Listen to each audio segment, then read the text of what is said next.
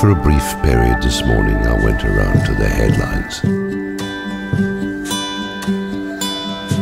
The news vines and the alternative and mainstream half-truths and deceptions and rewinds. The refried beans and warmed over hash that is the result of forces bringing in the trash instead of taking it out.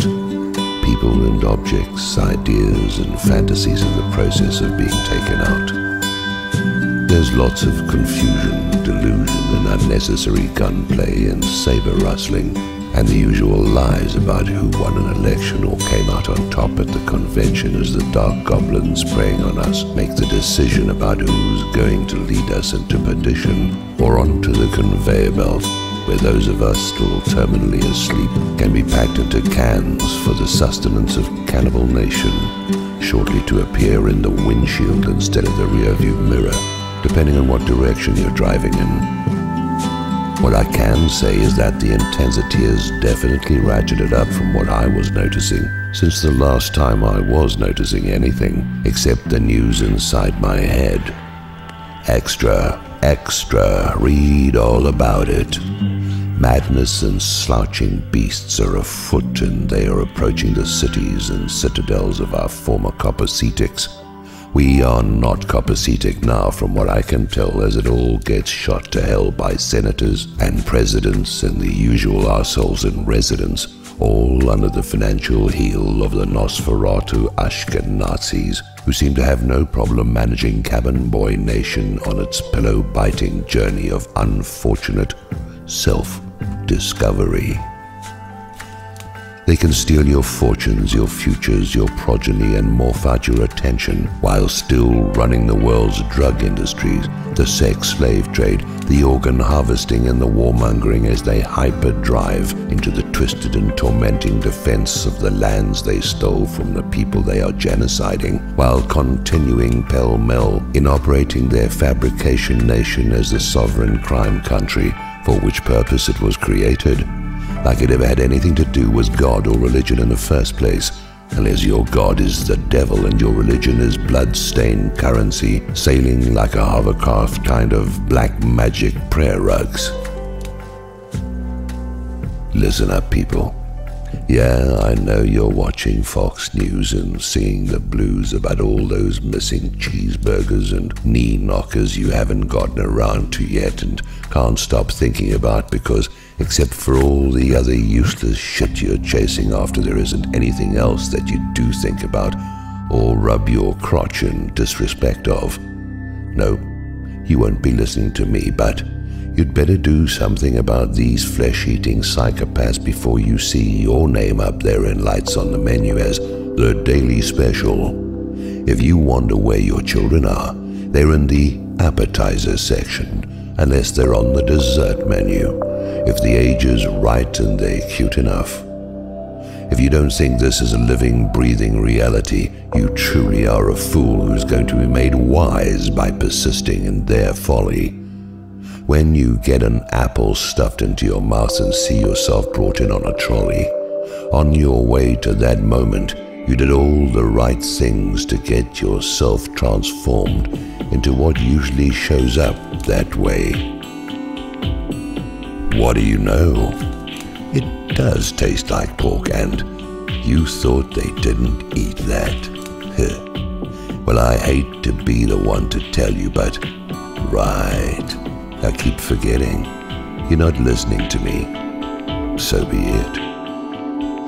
Onward it marches, the destinies of fools and gods, the destinies of the dependent and independent, the destinies of the bound and free, as well as the destinies of the binders and the liberators. One of them is in short supply, but that's the way it is in times of darkness. There are times of darkness and creatures of darkness. There are invisible creatures of darkness and visible creatures of darkness, and the latter are your leaders and the ones who manipulate them, and that all goes back to the source of darkness, and that is located in the human heart and mind. At least the doorway in is located there. Seal the door where evil dwells. One might well ask how it is that the darkness and the confusion of the times can be so proliferative, pervasive, and ubiquitous. How did it get all over the place so quickly? Well, there are vibrational regularities to periods of time. The car and the telephone and probably a whole lot of other things were all being invented at the same time. We may only know the single name that got picked out to be thought responsible for them, but if you look a little deeper into the history of these moments, you find that similar things were happening all over the place. A certain degree of collective depravity, cruelty, and relative indifference to human suffering was very present in ancient Rome. Certain personality types kept showing up. Everybody had to deal with it or they left town.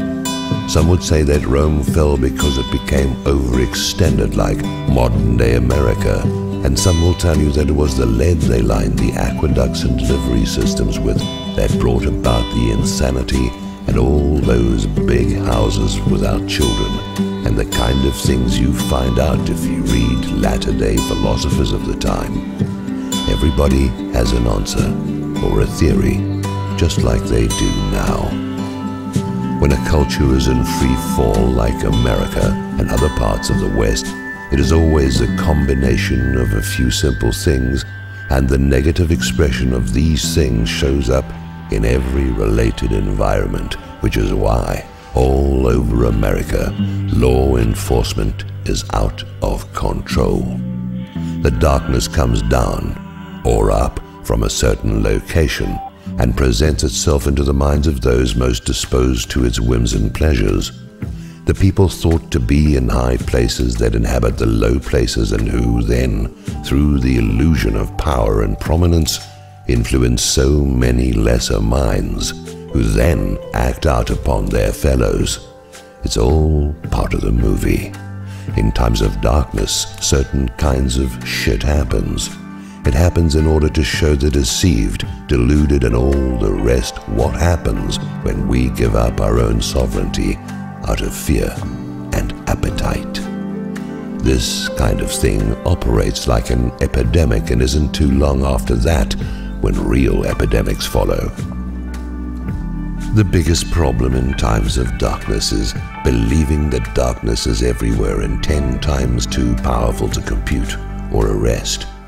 Actually, the darkness has no literal or real being except what is given to it by the one considering or contemplating it. If the darkness is collecting on the outside, then it can be assumed with authority that the light is concentrating on the inside in various places, and quite possibly outside as well, but it's not reported on because the darkness, which controls the avenues of public information, doesn't want these things to be known. If the darkness is going to go down, then it damn well intends on taking the rest of us with it, and that is why it looks that way. You can hear the drums and the hoof beats pounding on the earth as shake, rattle, and awe approach. You can hear the thunder of imaginary darkness taking the final footsteps to convince you that all is lost and you have to crawl into the hole that it is in. That's why one of the biggest liars and manipulators of present history wants you to go see wars, wants you to believe that slavery happened differently than it did, and that the people who did it are actually the heroes that ended it, that certain people behaved differently than they did, and that history happened different than it did, and that certain things happened that never happened, and that there are now more survivors, far more than there was when they first started counting. Any fool can check the world census and find out what could or could not be so. Who suffers the most from a lie? It would be the one who believes it. The one telling it is already suffering from something else. How useful can any lie be if it compromises your sightline and blinds you to what is before you? How efficient and helpful can any lie be unless you are the one telling it? There's no future for those who believe in lies. At least the liar can make off with a certain amount of profit one way or another for however long that lasts, until they have to return as the present victim of their former actions, or, far worse, depending on the scale of injuries delivered. These miscreants have no clue as to the further regions to which they are bound. Pay careful attention. It is on your doorstep. You can go a lot of ways from here. If imitation is the sincerest form of flattery, then you had better have dependable and righteous heroes. Otherwise, you can take this post and roll it up and stick it up your ass and set it on fire. Save yourselves the trouble of having your entire ass and everything connected to it set on fire further down the road. We shall see.